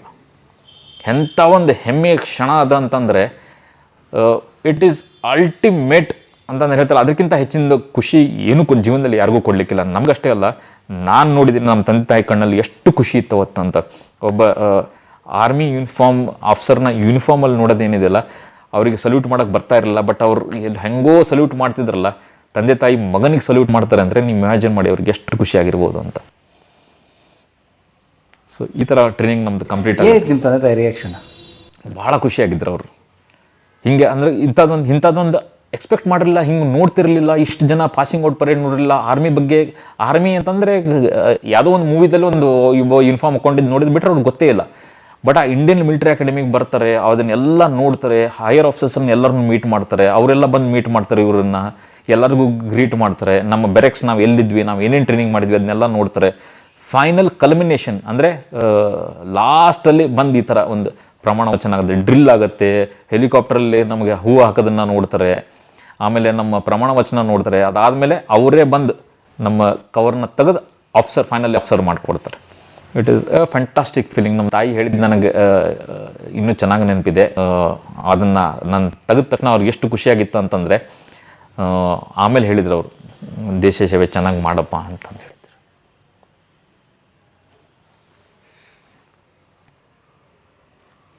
ನಿಮ್ಮ ತಾಯಿಯವ್ರಿಗಾರ ಈಗ ಇಲ್ಲ, ತಿರ್ಕೊಂಡಿದ್ದಾರೆ. ನಮ್ಮ ತಂದೆ ತಾಯಿ ಇಬ್ಬರು ತಿರ್ಕೊಂಡಿದ್ದಾರೆ. ಸೊ ಅಲ್ಲಿಂದ ನೆಕ್ಸ್ಟ್ ಮುಗಿದ ನಂತರ ನಾನು 13th battalion Jammu and Kashmir rifles ಅಂತ ನಾನು ಯೂನಿಟ್ ಏನು ಹೇಳಿದೆಯಲ್ಲ, ಆ ಯೂನಿಟ್ಗೆ ಜಾಯ್ನ್ ಆಗ್ತೀನಿ. ಸೋಪೂರ್ ಅಂತ ಒಂದು ಊರಿದೆ, ಸೋಪೂರ್ ಅಂತ. ಸೋಪೂರ್ ಶ್ರೀನಗರ್ನ ಸುಮಾರು ಒಂದು 40-50 ಕಿಲೋಮೀಟರ್ ದೂರದಲ್ಲಿದೆ. ಭಾಳ ಮಿಲಿಟೆಂಟ್ಸ್ ಭಾಳ ಆ್ಯಕ್ಟಿವ್ ಇದ್ದಾರಲ್ಲ ಅವಾಗ. ಆ ಒಂದು ಜಾಗಕ್ಕೆ ಜಾಯ್ನ್ ಆಗ್ತೀನಿ ನಾನು. ಅಲ್ಲಿಗೆ ನಾನು ಜಾಯ್ನಿಂಗ್ ಇನ್ಸ್ಟ್ರಕ್ಷನ್ ಬರ್ತೀನಿ, ನೀವು ಈ ಯೂನಿಟಿಗೆ ಹೋಗಿ ಜಾಯ್ನ್ ಆಗಬೇಕಂತ. ಐ ಆಮ್ ಸಾರಿ, ಈಗ ನಿಮ್ಮ ಜೊತೆ 400 ಜನ ಇದ್ರಲ್ಲ, ಎಲ್ಲರೂ ಅಲ್ಲಿಗೆ ಹಾಕಲ್ಲ. ಎಲ್ಲರೂ ಅವ್ರವ್ರು ಯೂನಿಟ್ ಕೊಡ್ತಾರೆ. ಅದು ಯಾವ ಬೇಸಲ್ಲಿ it's randomly selected? It's actually vacancy based. ಎಲ್ಲೆಲ್ಲಿ ವೇಕೆನ್ಸಿ ಇದೆ ಅಲ್ಲಲ್ಲಿ ಕಳಿಸ್ತಾರೆ. ಆಮೇಲೆ ನಿಮ್ಗೆ ಹೆಂಗಿರುತ್ತೆ ಅಂತಂದ್ರೆ ನೀವು ಮುಂಚೆನೇ ಇದನ್ನು ಕೊಟ್ಟಿರ್ತೀರ, ಯುವರ್ ಪ್ರಿಫರೆನ್ಸ್ ಕೊಟ್ಟಿರ್ತೀರ. There are some which are based on preference depending upon. ಇವಾಗ ನೀವು ಹೆಂಗೆ ಇದು ಸೀಟ್ ಅಲೌಟ್ ಆಗುತ್ತಲ್ಲ, ಹಾಗೆ ನಿಮ್ಮ ರ್ಯಾಂಕ್ ಚೆನ್ನಾಗಿದ್ದರೆ, ನಿಮ್ಮ ಪರ್ಫಾರ್ಮೆನ್ಸ್ ಚೆನ್ನಾಗಿದ್ದರೆ, ನಿಮ್ಮ ಮಾರ್ಕ್ಸ್ ಚೆನ್ನಾಗಿದ್ದರೆ, ನಿಮ್ಮ ಗ್ರೇಡಿಂಗ್ ಚೆನ್ನಾಗಿದ್ದರೆ, ನೀವು ಯಾವುದನ್ನು ಆಪ್ಟ್ ಮಾಡಿರ್ತಾರಲ್ಲ ಅದು ಸಿಗುತ್ತೆ. ಹಾಗೆ ನನಗೆ 13 ಜಾಕ್ರಿಫ್ ಸಿಗುತ್ತೆ. 13 ಜಾಕ್ರಿಫ್ ಇಸ್ ಅ ಫ್ಯಾಂಟಾಸ್ಟಿಕ್ ಬಟಾಲಿಯನ್. ನೋಡಿ, ನಾನು ಆಗಲೇ ಹೇಳ್ತಿದ್ನಲ್ಲ, ಕಾರ್ಗಿಲ್ ಯುದ್ಧದಲ್ಲಿ 4 ಪರಮವೀರ ಚಕ್ರ ಸಿಕ್ಕಿದ್ರೆ ಅದರಲ್ಲಿ 2 ನನ್ನ ಯೂನಿಟಿಗೆ ಸಿಕ್ಕಿದೆ. ಇದು ಇಟ್ಸ್ ಅ ಹಿಸ್ಟ್ರಿ. ಸ್ವತಂತ್ರ ಭಾರತದ ಇತಿಹಾಸದಲ್ಲಿ ಈ ಥರ ಒಂದು ಸಿಚುವೇಶನ್ ಬಂದೇ ಇಲ್ಲ. ಒಂದು ಯುದ್ಧದಲ್ಲಿ 2 ಪರಮವೀರ ಚಕ್ರ ಯಾವ ಯೂನಿಟಿಗೂ ಸಿಕ್ಕಿಲ್ಲ. 13 JAK RIF was the first unit to get 2 Paramvir Chakra in a single battle. ಅಂಥ ಒಂದು ಯೂನಿಟ್ಗೆ ಹೋಗಿ ಜಾಯ್ನ್ ಆಗ್ತೇನೆ ಅಂದರೆ ಅವಾಗ ಕಾರ್ಗಿಲ್ ಯುದ್ಧ ಆಗಿರಲ್ಲ, ಇಷ್ಟು ಇಂಥ ಒಂದು ಅದ್ಭುತವಾದ ಯೂನಿಟ್ ಇದೆ ಅಂತಂದು ಅವಾಗ ನನಗೂ ಗೊತ್ತಿರಲಿಲ್ಲ. ಹೋಗಿ ಜಾಯ್ನ್ ಆಗ್ತೀನಿ. ಎಂತೆಂಥ ಆಫೀಸರ್ಸರಲ್ಲಿ ಹೇಳ್ತೀನಿಲ್ಲ, ಅಲ್ಟಿಮೇಟ್. ಆಮೇಲೆ ನಿಮ್ಗೆ ಹೆಂಗೆ ಗ್ರೂಮ್ ಮಾಡ್ತಾರೆ ಅವರು ಅಂತಂದರೆ, ನೀವು ಆಫೀಸರ್ ಅಂತಂದು ಹೋಗಿದ್ರೆ, ಕಮಿಷನ್ ಆಫೀಸರ್ ಆಗಿದ್ದೀನಿ, ಟ್ರೈನಿಂಗ್ ಮುಗಿದಿದೆ, ಆರಾಮಾಗಿರ್ಬೋದು. ಅಲ್ಲಿ ಹೋಗ್ತೀರಾ, ಫಸ್ಟ್ ನಿಮಗೆ ಏನು ಮಾಡ್ತಾರೆ ಅಂತಂದರೆ, ನೀನು ಜವಾನ್ಸ್ ಜೊತೆ ಹೋಗಿ 1 ವಾರ ಇರೋ ಅಂತಾರೆ. ಅವ್ರು ಹಾಗೆ ಅವ್ರು ಎಲ್ಲಿ ಮಲ್ಕೊತಾರೋ, ಎಲ್ಲಿ ಊಟ ಮಾಡ್ತಾರೋ, ಅವ್ರ ಮೆಸ್ ಎಲ್ಲಿರುತ್ತೋ, ಅವ್ರು ಎಲ್ಲಿ ಸ್ನಾನ ಮಾಡ್ತಾರೋ ಅವ್ರ ಜೊತೆಗೆ ಇರಬೇಕು 1 ವಾರ. ಅಂದರೆ ಅವ್ರ ಡಿಫಿಕಲ್ಟೀಸ್ ಏನಿದಾವೆ ನಿಮ್ಗೆ ಗೊತ್ತಾಗಲಿ ಅಂತ, ಅವ್ರ ಲೈಫ್ ಗೊತ್ತಾಗಲಿ. ಎಸ್, 1 ವಾರ ಅಲ್ಲಿರಿಸ್ತಾರೆ. ಅದಾದ ನಂತರ JCOs ಅಂತ ಇರ್ತಾರೆ. ನೆಕ್ಸ್ಟ್ ನಮ್ಮ ಆಫೀಸರ್ ಮತ್ತು ಜವಾನ್ಸ್ ಮಧ್ಯೆ ಇನ್ನೊಂದು ಕ್ಯಾಡರ್ ಇದೆ, JCOs ಅಂತ. JCOs ಜೊತೆ ಉಳಿಸ್ತಾರೆ 1 ವಾರ. ಅಂದರೆ ಅವ್ರು ಉಳಿಯೋದಂದ್ರೆ ಬರೀ ಮೆಸ್ಸಲ್ಲಿ ಉಳ್ಕೊಳೋದು ಅಷ್ಟೇ ಅಲ್ಲ, ಅವ್ರು ಏನೇನು ಡ್ಯೂಟಿ ಮಾಡ್ತಾರೆ ಎಲ್ಲ ನೀವು ಡ್ಯೂಟಿ ಮಾಡಬೇಕು. ಅವ್ರು ಗೇಟಿಗೆ ಹೋಗಿ ಕಾಯ್ತಾರೆ ಅಂದರೆ ನೀವು ಗೇಟ್ ಹೋಗಿ ಕಾಯಬೇಕು. So that is grooming. ತಯಾರಿ ಮಾಡೋದು. ನಿಮ್ಗೆ ತಯಾರಿ ಮಾಡೋದು ಅಂದರೆ ನಿಮ್ಗೆ ಏನು ಕಷ್ಟ ಅಂತಂದು ಗೊತ್ತಾಗಬೇಕು. ಅಂದರೆ ಈಗ ರಾತ್ರಿ, ಇವಾಗ ಡಿಸೆಂಬರ್ ತಿಂಗಳಲ್ಲಿ ಸಿಕ್ಕಾಪಟ್ಟೆ ಚಳಿ, ಕಾಶ್ಮೀರದಲ್ಲಿ ಭಾಳ ಚಳಿ ಇರುತ್ತೆ. ಜನವರಿ ಜಾಯ್ನ್ ಆಗಿದ್ದು, ಸಿಕ್ಕಾಪಟ್ಟೆ ಚಳಿ. ಆ ಟೈಮಲ್ಲಿ ನಾನು ಒಂದು ಆರ್ಡರ್ ಕೊಡ್ತೀನಿ ನನ್ನ ಜವಾನಿಗೆ, ನೀನು ಅಲ್ಲಿ ಹೋಗಿ ನೀರು ತೊಗೊಂಬ, ನೀ ಇದನ್ನು ಮಾಡೋದನ್ನು ಮಾಡಂತಂದು ಹೇಳ್ತೀನಿ ಅಂದರೆ ನನಗೆ ಗೊತ್ತಿರ್ಬೇಕು ಅದ್ರ ಕಷ್ಟ ಏನು ಅಂತ. ಸೊ ಅದಕ್ಕೆ ನಾನು ಗೇಟಲ್ಲಿ ಡ್ಯೂಟಿ ಕೊಟ್ಟಿರ್ತಾನೆ, ನನಗೆ ಗೊತ್ತಾಗೋದು ಅವ್ನಿಗೆ ಏನು ಕಷ್ಟ ಇದೆ ಅಲ್ಲಿ ಅಂತಂದು. ಅವನಿಗೆ ನಾನು ಆರ್ಡರ್ ಕೊಡ್ಬೋದು, ನಾನು ಆ್ಯಸ್ ಅನ್ ಆಫೀಸರ್, ನೀ 12 ಗಂಟೆ ಡ್ಯೂಟಿ ಮಾಡು ಅಂತ. ನಾನು ಅಲ್ಲಿ 12 ಗಂಟೆ ನಿಂತಿದ್ದಿರ್ತಾನೆ, ನಾನು 8 ಗಂಟೆ ನಿಂತಿದ್ದಿರ್ತಾನೆ, ನನಗೆ ಗೊತ್ತಾಗೋದು 8 ಗಂಟೆ ಮೇಲೆ ನಿಂದ್ರಕ್ಕಾಗಲ್ಲ ಅಲ್ಲಿ ಅಂತ. ಸೊ ಇದೊಂದು ಎಕ್ಸ್ಪೋಜರ್ ಆಗಬೇಕು. ನೀನೊಂಥರ ಆ ಥರ ಆರ್ಡರ್ಸ್ ಕೊಡಬಾರ್ದು ಅಂತಂದು ಆ ಲೈಫನ್ನು ನಮ್ಗೆ ಯು ಲಿವ್ ದಟ್ ಲೈಫ್ ಅಂತ ಹೇಳ್ತಾರೆ. ನೀನು ಬದುಕು ನೋಡಲ್ಲೇ ಹೆಂಗಾಗಿದೆ ಅಂತಂದು, ಅವ್ರ ಲೈಫ್ ಹೆಂಗಿದೆ ಅಂತಂದು ಗೊತ್ತಾಗಲಿ ಅಂತ. ಸೊ ಅವ್ರ ಜೊತೆಗೆ 1 ವಾರ, ನೆಕ್ಸ್ಟ್ ಒಂದು JCOs ಜೊತೆಗೆ 1 ವಾರ, ಅಲ್ಲಿಂದ ನೀವು ಆಫೀಸರ್ ಆಗ್ತಾರೆ. ನಿಮ್ಗೆ ಆಫೀಸರ್ ಮೆಸ್ ಅಂತ ಇರುತ್ತೆ. ಅವಾಗ ನಿಮ್ಗೆ ಡೈನಿಂಗ್ ಔಟ್ ಮಾಡ್ತಾರೆ, ಡೈನಿಂಗ್ ಇನ್ ಅಂತ ಮಾಡ್ತಾರೆ. ಅಂದರೆ ನೀವು ಅವಾಗಿಂದ ಆಫೀಸರ್ ಮೆಸ್ ಒಳಗೆ ಹೋಗ್ಬೋದು. ಸೊ ಆಫೀಸರ್ ಮೆಸ್ ಬೇರೆ, ಜವಾನ್ಸ್ ಮೆಸ್ ಬೇರೆ ಬೇರೆ. ಓಕೆ. ಅಂದರೆ ಫುಡ್ ಆಲ್ಸೋ ಡಿಫ್ರೆಂಟ್. ಫುಡ್ ಹೆಚ್ಚು ಕಮ್ಮಿ, ರಾಷನ್ ಎಲ್ಲ ಸೇಮ್, ಫುಡ್ ಆಲ್ಮೋಸ್ಟ್ ಸೇಮೇ ಇರುತ್ತೆ. ಬಟ್ ಅದೊಂದು ಸಲ ಸ್ಟ್ಯಾಂಡರ್ಡ್. ಒಂದು ಸ್ವಲ್ಪ ಆಫೀಸರ್ ಮೆಸ್ ಅಂದರೆ ಅಲ್ಲಿ ಫೀಲ್ಡಲ್ಲಿ ಸಣ್ಣ ರೂಮ್ ಅಷ್ಟೇ ಅದು ಏನು. ಇವಾಗ ನೀವು ಅಲ್ಲಿ ಪೀಸ್ ಏರಿಯಾದಲ್ಲಿ ತೊಗೊಂಡ್ರೆ, ಡೆಲ್ಲಿಯಲ್ಲಿ ತೊಗೊಂಡ್ರೆ, ಬೆಂಗಳೂರಲ್ಲಿ ತೊಗೊಂಡ್ರೆ, you have a proper officer mess. But ಅಲ್ಲಂದರೆ ಎಲ್ಲ ಸ್ಟಾಪ್ ಗ್ಯಾಪ್ ಅರೇಂಜ್ಮೆಂಟ್ಸ್ ಫೀಲ್ಡಲ್ಲೆಲ್ಲ. ಸೊ ಡೈನಿಂಗ್ ಇನ್ ಯಾವಾಗ ಆಗುತ್ತಲ್ಲ, ಅದು ಒಂದು 15 ದಿವಸದ ನಂತರ ಆಗುತ್ತೆ. ಅವಾಗ ನಾನು ಎಲ್ಲ ಆಫೀಸರ್ನೂ ಮೀಟ್ ಮಾಡ್ತೀನಿ. ಸೊ ಜನರಲ್ ಜೋಶಿ ಅಂತ ಜೋಶಿ ಅಂತ ಫೋಟೋ ತೋರಿಸಿದ್ನಲ್ಲ, ಅವ್ರು ನಮ್ಮನ್ನು ಕಮಾಂಡಿಂಗ್ ಆಫೀಸರ್ ಆಗಿದ್ದರು, ಅವ್ರನ್ನ ಮೀಟ್ ಮಾಡಿದ್ದೆ. ಮೇಜರ್ ಭಾಸ್ಕರ್ ಅಂತಂದಿದ್ರು, ಮೇಜರ್ ಗುರ್ಪ್ರೀತ್ ಸಿಂಗ್ ಅಂತಿದ್ರು, ಕ್ಯಾಪ್ಟನ್ ವಿಕ್ರಮ್ ಬತ್ರಾ, ಸಂಜೀವ್ ಸಿಂಗ್ ಜಾಂಬಾಲ್ ಅಂತ, ಇವ್ರನ್ನೆಲ್ಲರನ್ನೂ ಫಸ್ಟ್ ಟೈಮ್ ಅವಾಗ ಅಲ್ಲೇ ಮೆಸ್ಸಲ್ಲಿ ಮೀಟ್ ಮಾಡ್ತೀನಿ. ಅದಾದ ನಂತರ ನಮ್ಮದು ಒಂದು ಯೂನಿಟಿಂದ 4 ಪೋಸ್ಟರ್ ಇರ್ತವೆ. ಆ 4 ಪೋಸ್ಟ್ಗೂ ಕಳಿಸ್ತಾರೆ. 2 ದಿನ ಒಂದೊಂದು ಪೋಸ್ಟಲ್ಲಿ ಇದ್ದು ಬಾ ಅಂತ. ಅಂದರೆ ಅಲ್ಲಿದು ಗೊತ್ತಾಗಲಿ, ನಾಳೆ ಏನಾದ್ರು ನೀವು ಟೇಕ್ ಓವರ್, ಎಮರ್ಜೆನ್ಸಿ ಬಂತು, ನೀವು ಟೇಕ್ ಓವರ್ ಮಾಡಬೇಕಾಯ್ತು, ಇಲ್ಲ ಪೋಸ್ಟ್ ಮೇಲೆ ಅಟ್ಯಾಕ್ ಆಯ್ತು, ನೀವಲ್ಲಿ ರಿಲೀಫಿಗೆ ಹೋಗ್ಬೇಕಾಯ್ತು ಅಂದರೆ ಆ 4 ಪೋಸ್ಟಿಗೆ ಕಳಿಸ್ತಾರೆ. 4 ಪೋಸ್ಟಲ್ಲಿ 2, 3 ಡಿಪೆಂಡಿಂಗ್ ಅಪಾನ್ ದ ಕಂಡೀಷನ್. 2 ದಿನ, 3 ದಿನ, 4 ದಿನ ಅಲ್ಲಿದ್ದು ವಾಪಸ್ ಬರ್ತೀವಿ. ಆಮೇಲೆ ನಮ್ಮ ಫೈನಲ್ ಯೂನಿಟ್ ಇದು ಅಲೌಟ್ ಆಗುತ್ತೆ, ನೀವು ಯಾವ ಪೋಸ್ಟ್ಗೆ ಹೋಗಿರಬೇಕು ಅಂತ. ಸೊ ಬಿಫೋರ್ ದ್ಯಾಟ್ ನಾನು ಯಾವಾಗ ಹೋಗಿ ಸೇರ್ಕೊತೀನಿಲ್ಲ, ಹಿಂಗೆ ಡೈನಿಂಗ್ ಇನ್ನೆಲ್ಲ ಆಗುತ್ತಲ್ಲ, ಫಸ್ಟ್ ಟೈಮ್ ಕ್ಯಾಪ್ಟನ್ ವಿಕ್ರಮ್ ಬತ್ರಾ ಅವ್ರಿಗೆ ಅಲ್ಲಿ ಮೀಟ್ ಮಾಡಿದ್ದೆ. ಆಮೇಲೆ ಅವಾಗೊಬ್ಬ ನಿಮಗೆ ನಿಮ್ಮ ಯೂನಿಟಿಗೆ ಏನು ಹೋಗುತ್ತೆ, ಯೂನಿಟಿಗೆ ಹೋದ್ಮೇಲೆ ಪೋಸ್ಟ್ ಕೊಡ್ತಾರಲ್ಲ, ಆ ಪೋಸ್ಟಲ್ಲಿ ಹೋದಾಗ ನಿಮಗೊಬ್ಬ ಬಡಿ ಅಂತ ಅಲೌಟ್ ಮಾಡ್ತಾರೆ. ಬಡಿ ಅಂತಂದು ಹೇಗೆ ಅಂತ, ನಾನು ಚಾರ್ಲಿ ಕಂಪ್ನಿ, C ಕಂಪ್ನಿ ಅಂತ ಹೇಳ್ತೀವಿ, ಚಾರ್ಲಿ ಕಂಪ್ನಿ ಅಂತ ಹೇಳ್ತಾರೆ. C ಕಂಪ್ನಿ ಅಲೌಟ್ ಆಗುತ್ತೆ ನನಗೆ. ಆ ಪೋಸ್ಟಿಗೆ ಹೋಗ್ತೀನಿ. ಆ ಪೋಸ್ಟ್ಗೆ ಹೋದಾಗ ನನಗೊಬ್ಬ ಬಡಿ ಅಂತ ಕೊಡ್ತಾರೆ, ಶ್ಯಾಮ್ ಸಿಂಗ್ ಅಂತ, ಶಾಮೆ ಅಂತ ಕರಿತಾ ಇದ್ದೆ. ಅವನ ಹತ್ರ ಹೋಗ್ತೀನಿ. ಅವನ ಹತ್ರ ಅಲ್ಲೇ ಅವ್ನು ಹೆಂಗೆ ಅಂತಂದರೆ, ನಾನು ಇವಾಗ ಎಲ್ಲ ರೆಡಿ ಮಾಡಿ ಇಟ್ಟಿರ್ಬೇಕು, ಯಾವ ಟೈಮಲ್ಲಿ ಆರ್ಡರ್ ಬರುತ್ತೆ ಅಂತ ಗೊತ್ತಿಲ್ಲ. ಸೊ ಹಂಗಾಗಿ ನಂದು ಯೂನಿಫಾರ್ಮ್ ಇರ್ಬೋದು, ನಂದು ಕಿಟ್ ಇರ್ಬೋದು, ನನ್ನ ಗನ್ ಇರ್ಬೋದು, ನನ್ನ ಶೂಸ್ ಎಲ್ಲ ರೆಡಿ ಮಾಡಿ ಇಟ್ಟಿರ್ತಾನೆ. ಆಮೇಲೆ ಅವನು ನನ್ನ ಜೊತೆಗೆ ಬರ್ತಾನೆ. It is like a shadow. ಈಗ ಹೆಂಗೆ ಬಡಿ ಅಂತಂದರೆ ನನ್ನ ನೆರಳಿದ್ದಂಗೆ ಅವ್ನು, ನಾ ಎಲ್ಲೆಲ್ಲಿ ಹೋಗ್ತೀನಲ್ಲ ಅಲ್ಲೆಲ್ಲ ಅವನು ಬರ್ಬೇಕು. ಅದು ಸಿಸ್ಟಮ್ ಏನಕ್ಕೆ ಅಂತಂದರೆ, ಇವಾಗ ಏನೇ ಅಟ್ಯಾಕ್ ಮಾಡ್ತೀವಿ ಅಂದ್ಕೊಳ್ಳಿ, ನಾವು ಎಲ್ಲ ರಾತ್ರಿ ಹೊತ್ತಲ್ಲಿ ಮಾಡ್ತೀವಿ. ಹೌದ್ರಾ? ರಾತ್ರಿ ಹೊತ್ತಲ್ಲಿ ಮಾಡಿದಾಗ ಫೈರಿಂಗ್ ಆಗ್ಬೇಕಾದ್ರೆ ಯಾರಿಗಾದ್ರೂ ಒಬ್ರಿಗೆ ತಗಲಿದ್ರೆ, ಒಂದು ದೊಡ್ಡ ಟೀಮ್ ಸ್ಕ್ಯಾಟರ್ ಆಗಿದ್ದರೆ ಯಾರಿಗೂ ಗೊತ್ತಾಗಲಿಕ್ಕಿಲ್ಲ ಯಾರಿಗೆ ಗುಂಡು ಬಿದ್ದಿದೆ ಅಂತ. ಹಾಗಾಗಿ ಪೇರಲ್ಲಿ ಆಪ್ರೇಟ್ ಮಾಡ್ತೀವಿ ನಾವು. ಈಗ ನಾನು ಇಲ್ಲಿ ಕುತ್ಕೊಂಡು ನಾನು ಫೈರ್ ಮಾಡ್ತಿದ್ದೀನಿ ಅಂತಂದರೆ, ನನ್ನ ಬಡಿ ಅಲ್ಲಿಂದ ಅಲ್ಲಿಗೆ ಓಡ್ತಾನೆ ಅಂದರೆ ಅವನಿಗೆ ಕವರಿಂಗ್ ಫೈರ್ ಕೊಡ್ಬೇಕು ನಾನು. ಸೊ ನಾನು ಫೈರ್ ಮಾಡ್ತಿರ್ತೀನಿ, ಅವ್ನು ಆ ಕವರಿಂಗ್ ಫೈರಲ್ಲಿ ಅವನು ಅಲ್ಲಿಗೆ ಓಡ್ತಾನೆ, ಅವ್ನು ಫೈರ್ ಮಾಡೋಕ್ಕೆ ಸ್ಟಾರ್ಟ್ ಮಾಡ್ತಾನೆ, ನಾನು ಮುಂದೆ ಓಡ್ತೀನಿ. ಆಮೇಲೆ ಯಾರಿಗಾದ್ರೂ ಒಬ್ಬನಿಗೆ ಗುಂಡು ಬಿದ್ದರೆ ಅವ್ನಿಗೆ ಗೊತ್ತಾಗ್ಬಿಡುತ್ತೆ ನನಗೆ ಗುಂಡು ಬಿದ್ದಿದೆ ಅಂತ, ನನಗೆ ಹೊರಗೆ ಕರ್ಕೊಂಬರ್ಬೋದು ಅವನು. ಹೌದ್ರಾ? ಇದಕ್ಕೆ ಬಡಿ ಸಿಸ್ಟಮ್ ಅಂತ ಹೇಳಿ. ದೊಡ್ಡ ಟೀಮ್ ಇರುತ್ತೆ, ಬಟ್ ಪೇರ್ಸಲ್ಲಿ ಹೋಗ್ತಾ ಇರ್ತೀವಿ. ಬಡಿ ಅಂತ ಶ್ಯಾಮ್ ಸಿಂಗ್ ಅಂತ ನನಗೆ ಬಡಿ ಶಾಮೆ ಅಂತ ಕರಿತಾ ಇದ್ದೆ. ಈ ಥರ ಮುಂದಿನ ಒಂದು 4-5 ತಿಂಗಳು ಈ ಥರ ಕೌಂಟರ್ ಇನ್ಸರ್ಜೆನ್ಸಿ ಆಪ್ರೇಷನ್ಸಲ್ಲಿ ಭಾಳ ಚೆನ್ನಾಗಿ ಆಪ್ರೇಟ್ ಮಾಡ್ತೀವಿ ನಾವು. ಫುಲ್ ಕಂಟ್ರೋಲಿಗೆ ತರ್ತೀವಿ. ಸೋಪುರಲ್ಲಿ ಇನ್ಸಿಡೆಂಟೇ ಆಗಲ್ಲ. ಬಟ್ ಅದಕ್ಕೆ ಮೊದಲು ತುಂಬ ಮಿಲಿಟೆಂಟ್ ಆ್ಯಕ್ಟಿವಿಟಿ ತುಂಬ ಭಾಳ ಇತ್ತಲ್ಲಿ. ನಮಗೆ ಹೆಂಗಲ್ಲಿ ಅಂದರೆ ಆರ್ಮಿ ಆಫೀಸರ್ಗೂ ಕೂಡ ಒಂದು ವೆಹಿಕಲಲ್ಲಿ ನೀವು ಸುಮ್ಮನೆ ಹಂಗೆ ಸಾಯಂಕಾಲ ಅಷ್ಟೆಲ್ಲ ವಾಕ್ ಹೋಗ್ತೀನಿ ಅಂತ ಹೋಗಂಗಿಲ್ಲ. ಅಲ್ಲಿ ಒಂದು ವೆಹಿಕಲಲ್ಲಿ ನೀವು ಕುತ್ಕೊಂಡಿದ್ರೆ ಅದ್ರ ಜೊತೆಗೆ ಇನ್ನೊಂದು ವೆಹಿಕಲ್ ಇರಲೇಬೇಕು, ಅದ್ರ ಮೇಲೆ ವೆಪನ್ ಮೌಂಟ್ ಆಗಿರಲೇಬೇಕು. ಎಲ್ಲರೂ ವೆಪನ್ಸ್ ಇಟ್ಕೊಂಡೇ ಹತ್ತಿರ್ತೀವಿ, ಆದರೆ ವೆಪನ್ ಅಂದರೆ ಸೆಂಟ್ರಲ್ಲೆಲ್ಲ ಒಂದು ವೆಪನ್ ಮೌಂಟ್ ಆಗಿರ್ಬೇಕು. ಮಿನಿಮಮ್ 2 ಗಾಡಿ ಹೊರಗೋಗ್ಬೇಕು ಹೋದ್ರೆ. ಅಂದರೆ ಒಂದು ಗಾಡಿಗೆ ಅಟ್ಯಾಕ್ ಮಾಡಿದರೆ ಇನ್ನೊಬ್ಬರು ರೆಸ್ಪಾಂಡ್ ಮಾಡ್ಬೋದು ಅಂತ, ಹಂಗೆ ಪರಿಸ್ಥಿತಿ ಇರುತ್ತಲ್ಲಿ. ಆದರೂ ಕೂಡ ಫುಲ್ ಕಂಟ್ರೋಲಿಗೆ ತರ್ತೀವಿ. ಮಧ್ಯದಲ್ಲಿ ಯುದ್ಧ ಶುರು ಆಗುತ್ತೆ, Kargil war. So Kargil war ಇದೆ ಅಂತ ಹೆಂಗೆ ಅಂದರೆ ನಿಮ್ಗೆ ಗೊತ್ತಾಯಿತು ಅಂದರೆ ಅದು ಮಿಲಿಟೆಂಟ್ಸ್ ಬಂದು ಆ ಬೆಟ್ಟನ ಆಕ್ಯುಪೈ ಮಾಡ್ಕೊಂಡಿದ್ದಾರೆ ನಿಮ್ಗೆ ಮಾಹಿತಿ ಬಂತು? ಫಸ್ಟ್ ಹೇಗೆ ಬರುತ್ತೆ ಅಂತಂದರೆ, ಇನ್ನು ಬ್ಯಾಕ್ಗ್ರೌಂಡ್ ಹೇಗಿರುತ್ತೆ ಅಂತ ಹೇಳ್ತೀನಿ. ನಾವು ಯಾಕೆ ಒಳಗೆ ಬಂದರು, ಹೆಂಗೆ ಆಕ್ಯುಪೈ ಮಾಡ್ಕೊಂಡ್ರು ಅನ್ನೋದು ಗೊತ್ತಾಗಬೇಕು. ಶ್ರೀನಗರ್ ಟು ಲೇ ಹೈವೇ ಏನಿದೆಯಲ್ಲ, ಶ್ರೀನಗರಿಂದ ಲೇ ಹೈವೇ NH1A ಅಂತಿದ್ರಿ, 1 ಡೆಲ್ಟಾ ಅಂತ ಹೇಳಿ, 1 ಅಲ್ಫಾ ಅಂದರೆ 1 ಡೆಲ್ಟಾ ಅಂತ ಕರೀತಾರೆ. ಶ್ರೀನಗರ್ ಟು ಲೇ ಹೈವೇ ಸಿಂಪಲ್ ಆಗಿ ಹೇಳನ್ನೇ ಅದು ಒಂದು ಸುಮಾರು ಒಂದು 420 ಕಿಲೋಮೀಟರ್ 450 ಕಿಲೋಮೀಟರ್ ಸ್ಟ್ರೆಚ್. ಅದು ಶ್ರೀನಗರ್ ಟು ಲೇ ಸುಮಾರು ಗುಡ್ಡ ಬೆಟ್ಟಗಳ ಪ್ರದೇಶ. ಅಲ್ಲಿ ನಾವು ಆಗಲೇ ಹೇಳಿದಾಗೆ ಎಲ್ಲ ಬೆಟ್ಟಗಳು ಕಾಯೋಕ್ಕಾಗಲ್ಲ, ಸಾವಿರಾರು ಬೆಟ್ಟಗಳಿದ್ದಾವೆ. ಯಾವ ಬೆಟ್ಟ ಅಂತ ಕಾಯ್ತೀರಾ? ಅದಕ್ಕೇನು ಮಾಡ್ತೀವಿ ಅಂದರೆ, ಯಾವ ಬೆಟ್ಟದ ಮೇಲೆ ಕುತ್ಕೊಂಡ್ರೆ ಈ ಹೈವೇ ಕಾಣಬೇಕು, ಇಲ್ಲ ಯಾವ ಬೆಟ್ಟದ ಮೇಲೆ ಕುತ್ಕೊಂಡ್ರೆ ಲೈನ್ ಆಫ್ ಕಂಟ್ರೋಲ್ ಕಾಣಬೇಕು, ಅದನ್ನು ಡಾಮಿನೇಟ್ ಮಾಡಬೇಕಾಗತ್ತಲ್ಲ, ಆ ಬೆಟ್ಟಗಳನ್ನು ಆಕ್ಯುಪೈ ಮಾಡ್ಕೊಂಡು ಕುತ್ಕೊಂಡಿರ್ತೀವಿ. ಯಾರು? ನಮ್ಮ ಇಂಡಿಯನ್ ಆರ್ಮಿ. ಹಾಂ, ಲೈನ್ ಆಫ್ ಕಂಟ್ರೋಲ್ ಈಚೆ ನಾವು ಆಕ್ಯುಪೈ ಮಾಡಿರ್ತೀವಿ, ಲೈನ್ ಆಫ್ ಕಂಟ್ರೋಲ್ ಆ ಕಡೆ ಅವ್ರ ಜಾಗ ಅವ್ರು ಆಕ್ಯುಪೈ ಮಾಡ್ಕೊಂಡಿರ್ತಾರೆ.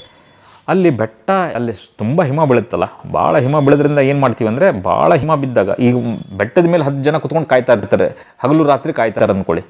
ಫಾರ್ 12 ಮಂತ್ಸ್ ಕಾಯಕ್ಕಾಗಲ್ಲ. That is the problem. ಏನಕ್ಕೆ ಅಂದರೆ 24 hours ಅಲ್ಲಿ ಕಾಯ್ತಾರೆ ಅಂತಂದರೆ, ಅವರಿಗೆ ಊಟದ ಸಾಮಗ್ರಿಗಳು ಬೇಕು, ಅವರಿಗೆ ಗುಂಡು ಮದ್ದುಗಳು ಬೇಕು, ಮೆಡಿಸಿನ್ ಬೇಕು. ಅಟ್ ಪರ್ಟಿಕ್ಯುಲರ್ ಪಾಯಿಂಟ್ 10 ದಿವಸಕ್ಕೂ 1 ವಾರಕ್ಕೂ ನಾವು ಅವ್ರಿಗೆ ತಲುಪಿಸ್ಬೇಕು. ಹೆಂಗೆ ತಲುಪಿಸ್ತೀವಿ? ಕೆಳಗಡೆಯಿಂದ ಒಂದು ಟೀಮ್ ಮೇಲೆ ಹೋಗುತ್ತೆ, ಹೊತ್ಕೊಂಡು ಹೋಗುತ್ತೆ, ಅವರಿಗೆ ಕೊಟ್ಟು ಮತ್ತೆ ಕೆಳಗೆ ಬರುತ್ತೆ. ಸೊ ಅಲ್ಲಿ ಒಂದು ಸಮಯ ಹೇಗೆ ಬರುತ್ತೆ ಅಂದರೆ, ಒಂದು ಟೈಮಲ್ಲಿ ಹಿಮ ಜಾಸ್ತಿ ಬೀಳಕ್ಕೆ ಶುರು ಆದಾಗ ನಾವೇನಾದರೂ ಆ ಟೈಮಲ್ಲಿ ಕರೆಕ್ಟ್ ಟೈಮಿಗೆ ವೆಕೆಟ್ ಮಾಡಲಿಲ್ಲದ್ರೆ, ಮೇಲಿದ್ದವ್ರು ಮೇಲೆ ಉಳ್ಕೊಂತಾರೆ, ಕೆಳಗಿದ್ದವ್ರು ಕೆಳಗೆ ಉಳ್ಕೊಂತಾರೆ. ಸೊ ಹಂಗಾಗಿ ಏನು ಮಾಡ್ತೀವಿ ಅಂದರೆ, ವಿಂಟರ್ ವೆಕೆಟೆಡ್ ಪೋಸ್ಟ್ ಅಂತ ಹೇಳ್ತೀವಿ. ಅಂದರೆ ಹಿಮ ಯಾವಾಗ ಬೀಳಕ್ಕೆ ಶುರು ಆಗಿರುತ್ತಲ್ಲ, ಆವಾಗ ಆ ಬೆಟ್ಟವನ್ನು ಖಾಲಿ ಮಾಡಿ ಕೆಳಗಡೆ ಬರ್ತೀವಿ. ಹಿಮ ಕರಗಿದ ನಂತರ ಮತ್ತೆ ನಮ್ಮ ಬೆಟ್ಟಗಳನ್ನು ನಾವು ಆಕ್ಯುಪೈ ಮಾಡ್ಕೊತೀವಿ. ಆ ಬೆಟ್ಟ ಹಿಮ ಕರಗ್ತಾ ಮತ್ತೆ ಆ ಬೆಟ್ಟಗಳ ಮೇಲೆ ಹೋಗ್ತ್ಕೊಂಡ್ವಿ. ಯಾಕಂದರೆ ನಾವು ಇರಲ್ಲ, ಅವರು ಇರಲ್ಲ, ಲೈನ್ ಆಫ್ ಕಂಟ್ರೋಲ್ ಅವರು ಕೆಳಗೆ ಹೋಗ್ತಾರೆ. ಅದೇ ವಾತಾವರಣ. ಎಸ್. ಸೊ ಗಡಿ ಆಚೆ ಅವ್ರು ಖಾಲಿ ಮಾಡ್ತಾರೆ, ಗಡಿ ಈಚೆ ನಮ್ಮ ಬೆಟ್ಟ ನಾವು ಖಾಲಿ ಮಾಡ್ತೀವಿ. ಇದು ಸುಮಾರು ವರ್ಷಗಳಿಂದ ಪದ್ಧತಿ ನಡ್ಕೊಂಡು ಬಂದಿತ್ತು. ಸೊ 99ರಲ್ಲಿ 97-98ರಲ್ಲಿ ನಿಮಗೆ ನೆನಪಿರ್ಬೋದು, ನಾವು ಅಣು ಪರೀಕ್ಷೆನ ಮಾಡ್ತೀವಿ. ಹೌದು, ರಾಜಸ್ಥಾನ್ ಪೋಖ್ರಾನ್ ಮಾಡ್ತೀವಿ.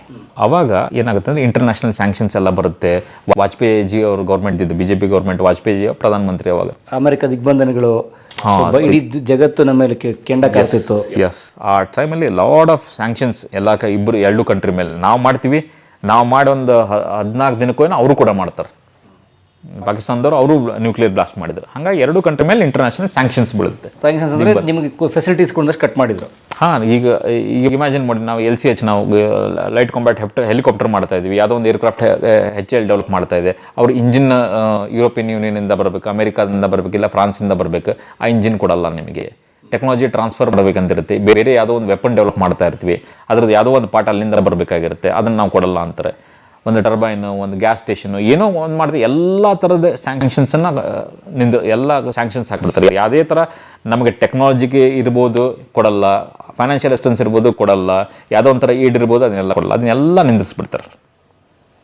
ಈ ಥರ ಒಂದು ಪರಿಸ್ಥಿತಿ ಇದ್ದಾಗ ವಾಜಪೇಯಿಜಿಯವರು ಆವಾಗೇನು ಗೌರ್ಮೆಂಟ್ ಏನು ಡಿಸೈಡ್ ಮಾಡ್ತು ಅಂದರೆ, ಇದೇ ಒಂದು ಒಳ್ಳೆ ಸಮಯ, ಇಬ್ಬರೂ ತೊಂದರೆಯಲ್ಲಿದ್ವಿ, ಇವಾಗ ಒಂದು ನಮ್ಮ ಬಾರ್ಡರ್ ಡಿಸ್ಪ್ಯೂಟನ್ನ ಎಲ್ಲ ಸೆಟಲ್ ಮಾಡಿಕೊಂಡು ಒಂದು ಫ್ರೆಂಡ್ಶಿಪ್ಪನ್ನು ಡೆವಲಪ್ ಮಾಡ್ಕೋಬೋದು. ಇದೊಂದು ಒಳ್ಳೆ ಅವಕಾಶ ಅಂತಂದು ಲಾಹೋರ್ ಬಸ್ ಡಿಪ್ಲೊಮಸಿ ಅಂತ ಕರಿದ್ವಿ ಅದಕ್ಕೆ. ಲಾಹೋರ್ಗೆ ಇವ್ರು ವಾಜಪೇಯಿ ಜಿಯೋ ಗೌರ್ಮೆಂಟ್, ನಮ್ಮ ಗೌರ್ಮೆಂಟ್ದವರು ಪ್ರಧಾನಮಂತ್ರಿ ಲಾಹೋರ್ಗೆ ಹೋಗ್ತಾರೆ. ಅದೇ ಬಸ್ಸಲ್ಲಿ ಹೋದ್ರು ಅವರು, ಬಸ್ಸಲ್ಲಿ ಅದೇ ಬಸ್ ಡಿಪ್ಲೊಮಸಿ ಅಂತ ಅದಕ್ಕೆ ಕರೆದಿದ್ದು. ಬಸ್ಸಲ್ಲಿ ಅವ್ರು ಅಲ್ಲಿಗೆ ಹೋಗ್ತಾರೆ ಲಾಹೋರ್ಗೆ. ಅವಾಗ ಎಲ್ಲೋ ಒಂದು ಯುಫೋರಿಯಾ, ಏನೋ ಒಂದು ಎಲ್ಲ ಸರಿ ಹೋಗುತ್ತೆ. ಈಗ ನೋಡಿ, ಯುದ್ಧ ಅಂದರೆ ಯಾರಿಗೂ ಬೇಕಾಗಿರಲ್ಲ. It's a drain, economical drain. ನೀವು ಇಲ್ಲಿ ಕುತ್ಕೊಂಡು ನೀವು ಅನ್ಕೊಂತಿರ್ಬೋದು ಕ್ಯಾಪ್ಟನ್ ನವೀನ್ ನಾಗಪ್ಪ ಬೆಟ್ಟು ಬಿದ್ದಿತ್ತು, ನಾವಿಲ್ಲಿ ಆರಾಮಿದ್ದೀವಿ ಅನ್ಕೊಂತಿರ್ಬೋದು. ಬಟ್ ನಿಮಗೂ ಎಫೆಕ್ಟ್ ಆಗ್ತಿದೆ ಅದು. ಟೆರರಿಸಮ್ ನಿಮಗೂ ಎಫೆಕ್ಟ್ ಆಗ್ತಿದೆ. ಮುಂಚೆ ಒಂದು 20-25 ವರ್ಷದ ಹಿಂದೆ ನೀವು ಏರ್ಪೋರ್ಟ್ಗೆ ಹೋಗ್ತೀರಿ ಅಂದರೆ ಇಷ್ಟು ಚೆಕಿಂಗ್ ಇರಲಿಲ್ಲ. ನೀವು ಒಳಗಡೆ ಹೋಗ್ಬೋದಾಗಿತ್ತು, ಎಲ್ಲಿವರೆಗೂ ಹೋಗ್ಬೋದಾಗಿ ಚೆಕ್ ಇನ್ ಮಾಡೋ ಕೌಂಟ್ರ್ವರೆಗೂ ಗೆಸ್ಟ್ಗಳು ಅಲೌಡ್ ಇದ್ರು. ನೀವಲ್ಲಿ ಚೆಕ್ ಇನ್ ಮಾಡಿದ ತಕ್ಷಣ ನಿಮಗೆ ಬಿಡ್ತಿರ್ಲಿಲ್ಲ. ಇವಾಗ ಗೇಟ್ ಒಳಗೆ ಬಿಡಲ್ಲ, ಹೌದ್ರಾ? ಅಷ್ಟು ಸೆಕ್ಯೂರಿಟಿ ದುಡ್ಡು ಯಾರು ಕೊಡ್ತಾ ಇದ್ದಾರೆ? ನಿಮ್ಮ ಟ್ಯಾಕ್ಸ್ ಪೇಯರ್ಸ್ ಮನೆಯಿಂದನೇ ಹೋಗ್ತಾ ಇರುತ್ತಾನೆ ಅದು. ಸೊ ನಾವೊಂದು ಭ್ರಮೆಯಲ್ಲಿದ್ದೀವಿ, ನಮಗೇನು ಎಫೆಕ್ಟ್ ಆಗ್ತಾ ಇಲ್ಲ ಅಂತ. ಎಲ್ಲ ಪ್ರತಿಯೊಬ್ಬ ನಾಗರಿಕನಿಗೂ ಅದರ ಎಫೆಕ್ಟ್ ಆಗ್ತಾ ಇದೆ. ಬಟ್ ಡೈರೆಕ್ಟಾಗಿ ಎಫೆಕ್ಟ್ ಆಗ್ತಿರ್ಲಿಲ್ಲ, ಇಂಪ್ಯಾಕ್ಟ್ ಇರಲಿಕ್ಕಿಲ್ಲ. ಹಾಗಾಗಿ ನಮ್ಗೆ ಗೊತ್ತಾಗ್ತಾ ಇಲ್ಲ ಅದು. ಸೊ ವಾರಲ್ಲೂ ಕೂಡ ಅಷ್ಟೇ, ವಾರ್ ಯಾರಿಗೂ ಬೇಡಾಗಿರುತ್ತೆ. ಬಟ್ ನೀವು ಇಮ್ಯಾಜಿನ್ ಮಾಡಿ, ಈ ಥರ ಒಂದು ಒಳ್ಳೆ ಫ್ರೆಂಡ್ಶಿಪ್ ಬೆಳ್ಸಕ್ಕೆ ಹೋದಾಗ ಪಾಕಿಸ್ತಾನ್ ಅಂತ ಕಂಟ್ರಿದಲ್ಲಿ ನಿಮಗೆ ಗೊತ್ತಿರಬೇಕು, ಮಿಲಿಟ್ರಿ ಕೂ ಅಂತ ಹೇಳ್ತೀವಿ. ಮಿಲಿಟ್ರಿ ಕೂ ಅಂತಂದರೆ ಡೆಮೊಕ್ರೆಟಿಕಲಿ ಎಲೆಕ್ಟೆಡ್ ಗೌರ್ಮೆಂಟ್ ಏನಿರುತ್ತೆ, ಅಂದರೆ ಆಗಿನ ಸರ್ಕಾರ ಏನಿರುತ್ತೆ ಅದನ್ನು ಆರ್ಮಿದವ್ರು ಅದನ್ನು ಕಿತ್ತಾಕಿ ಆರ್ಮಿ ಚೀಫ್ ಬಂದು ಮೇಲೆ ಕೂತ್ಕೊಂತ ನಾನೇ ಪ್ರೆಸಿಡೆಂಟ್ ಈ ಕಂಟ್ರಿದು ಅಂತ. ಉದಾಹರಣೆಗೆ ಶರೀಫ್ ಅವ್ರನ್ನ ನವಾಜ್ ಶರೀಫ್ ಕಿತ್ತಾಕಿ ಪರ್ವೇಜ್ ಮುಷರಫ್ ಅವ್ರು ಬಂದು. ಅದು ಎಷ್ಟನೇ ಸಲ ಗೊತ್ತರ ಪಾಕಿಸ್ತಾನದಲ್ಲಿ ಆಗಿದ್ದ? 4ನೇ ಸಲ ಆ ಥರ ಆಗಿದ್ದು. Military rule. ಹಾಂ. ಸೊ ಮಿಲಿಟ್ರಿ ರೂಲ್ ಅಲ್ಲಿ ಹೆಂಗೆ ಅಂತಂದರೆ, ಅದನ್ನು ಹೇಳ್ತಾರೆ ನಮ್ಮಲ್ಲಿ ಆರ್ಮಿ ಸರ್ಕಲಲ್ಲಿ ಹೇಳ್ತೀವಿ, ಎವ್ರಿ ನೇಷನ್ ಆಸ್ ಆರ್ಮಿ. ಅಂದರೆ ಪ್ರತಿಯೊಂದು ರಾಷ್ಟ್ರಕ್ಕೂ ಒಂದು ಆರ್ಮಿ ಅಂತಿದೆ. ಬಟ್ ಇಲ್ಲಿ ಆರ್ಮಿಗೆ ಒಂದು ನೇಷನ್ ಇದೆ ಅಂತ. ಅಂದರೆ ಆರ್ಮಿದವ್ರು ಅಷ್ಟು ಡಾಮಿನೆಂಟ್ ಇದ್ದಾರೆ ಇಲ್ಲಿ ಅಂತ ಪಾಕಿಸ್ತಾನದಲ್ಲಿ. ಅವ್ರನ್ನ ಯಾರೂ ಟಚ್ ಮಾಡೋಕ್ಕಾಗಲ್ಲ. ಅವರೇ ಸುಪೀರಿಯರ್ ಅನ್ಕೊಂತಾರೆ ಅವ್ರು. ಇವಾಗ ಯಾವುದಾದ್ರೂ ನೀವು ಪೇಪರಲ್ಲಿ ನ್ಯೂಸಲ್ಲಿ ಓದ್ತಾ ಇರ್ತೀರಿ ನೋಡ್ರಿ ನೀವು, ಯಾವುದೇ ಒಂದು ಹೊರದೇಶದ ಒಬ್ಬ ಡಿಗ್ನಿಟರಿ ಹೋದರೆ ನಮ್ಮಲ್ಲಿ ಹೆಂಗೆ ಅಂತಂದರೆ, ಯಾರೋ ಹೊರ ದೇಶದಿಂದ ಯಾರೋ ಅಂಬಾಸಿಡರ್ ಯಾರೋ ಬಂದರು, ಪ್ರೆಸಿಡೆಂಟ್ ಬಂದರು, ಯಾವುದೋ ಬೇರೆ ದೇಶದ ಪ್ರೈಮ್ ಮಿನಿಸ್ಟರ್ ಬಂದರು ಅಂತಂದರೆ ಅವ್ರು ಹೋಗ್ತಾರೆ, ನಮ್ಮ ಲೀಡರ್ಸನ್ನು ಮೀಟ್ ಮಾಡ್ತಾರೆ, ವಾಪಸ್ ಹೋಗ್ತಾರೆ. ಅಲ್ಲಿ ಹಂಗಿಲ್ಲ. ಅವರು democratical elected government prime minister ಪ್ರೆಸಿಡೆಂಟನ್ನು ಮೀಟ್ ಮಾಡಿದರೂ ಕೂಡ ಆರ್ಮಿ ಚೀಫಿಗೆ ಮೀಟ್ ಮಾಡೋಕ್ಕೆ ಹೋಗಲೇಬೇಕು. ಅಷ್ಟು ಡಾಮಿನೆಂಟ್ ಇದ್ದಾರೆ ಅವರಲ್ಲಿ. ಸೊ ಹಾಗಾಗಿ ಇದೆಲ್ಲಾದರೂ ಆಗಿನ ನವಾಜ್ ಶರೀಫ್ ಅವರು, ಪ್ರೈಮ್ ಮಿನಿಸ್ಟರ್ ವಾಜಪೇಯಿ ಅವರು ಎಲ್ಲರೂ ಸೇರಿ ಒಂದು ಒಳ್ಳೆಯದನ್ನು ಮಾಡಿ ಎಲ್ಲ ಸರಿ ಸೆಟಲ್ ಮಾಡಿಬಿಟ್ರೆ ಅವ್ರ ರೆಲೆವೆನ್ಸ್ ಎಲ್ಲಿ ಬರುತ್ತೆ? ಅವ್ರ ಅಸ್ತಿತ್ವ ಎಲ್ಲಿರುತ್ತೆ? ಅಸ್ತಿತ್ವ ಎಲ್ಲಿರುತ್ತೆ? ಅವರು ಅದನ್ನು ಉಳಿಸ್ಕೋಬೇಕು. ಹಾಗಾಗಿ ಏನು ಪ್ಲ್ಯಾನ್ ಮಾಡ್ತಾರೆ, ಮುಷರಫ್ ಅವ್ರು ಏನು ಪ್ಲ್ಯಾನ್ ಮಾಡ್ತಾರೆ ಅಂದರೆ, ಹೇಗಾದರೂ ಮಾಡಿ ಇದನ್ನು ಕೆಡಿಸ್ಬೇಕು, ಹೇಗಾದರೂ ಮಾಡಿ ಆರ್ಮಿದ ಅಪ್ಪರ್ ಹ್ಯಾಂಡ್ ಬೇಕು, ಆರ್ಮಿ ಹ್ಯಾಸ್ ಟು ಸೇ ಅಂತಂದು ಅವ್ರು ಇದನ್ನು ಪ್ಲ್ಯಾನ್ ಮಾಡ್ತಾರೆ. ಪ್ಲ್ಯಾನ್ ಏನು ಮಾಡ್ತಾರೆ ಅಂತಂದರೆ, ವಿಂಟರಲ್ಲಿ ನಾವೇನು ಪೋಸ್ಟನ್ನು ವೆಕೆಟ್ ಮಾಡ್ತೀವೋ, 97-98 ನ್ಯೂಕ್ಲಿಯರ್ ಬ್ಲಾಸ್ಟ್ ಮಾಡಿದ್ವಿ. ನಮ್ಮದೊಂದು ಒಳ್ಳೆ ಫ್ರೆಂಡ್ಶಿಪ್ ಥರ ಒಂದು ಡಿಪ್ಲೊಮಸಿ ನಡೀತಾ ಇದೆ, ಪ್ಯಾರಲಲ್ ಚಾನಲ್ಸ್ ನಡೀತಾ ಇದೆ. ಆ ಟೈಮಲ್ಲಿ ಇವ್ರೇನು ಪ್ಲ್ಯಾನ್ ಮಾಡ್ತಾರೆ ಅಂದರೆ, ಅವರು ಖಾಲಿ ಮಾಡಿದಂಥ ಜಾಗವನ್ನು ನಮ್ಮ ಜವಾನ್ಸ್ ಹೋಗಿ ಆಕ್ಯುಪೈ ಮಾಡ್ಕೋಬೇಕು ಅಂತ ಇದೊಂದು ಷಡ್ಯಂತ್ರ ಮಾಡಿ, ನಾವು ಕೆಳಗಡೆ ಖಾಲಿ ಮಾಡಿ ಬಂದದ್ದನ್ನು ಬೆಟ್ಟಗಳನ್ನ ಅವ್ರು ಬಂದು ಆಕ್ಯುಪೈ ಮಾಡ್ಕೊತಾರೆ.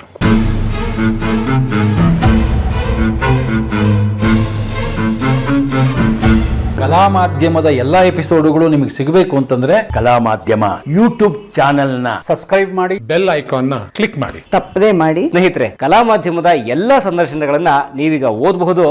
www.kalamadhyama.com ಈ ವೆಬ್ಸೈಟ್ಗೆ ವಿಸಿಟ್ ಮಾಡಿ, ಇಂಟರ್ವ್ಯೂಗಳನ್ನು ಓದಿ. ಓದುವ ಸಂಸ್ಕೃತಿ ಹೆಚ್ಚಾಗಲಿ. ಧನ್ಯವಾದ.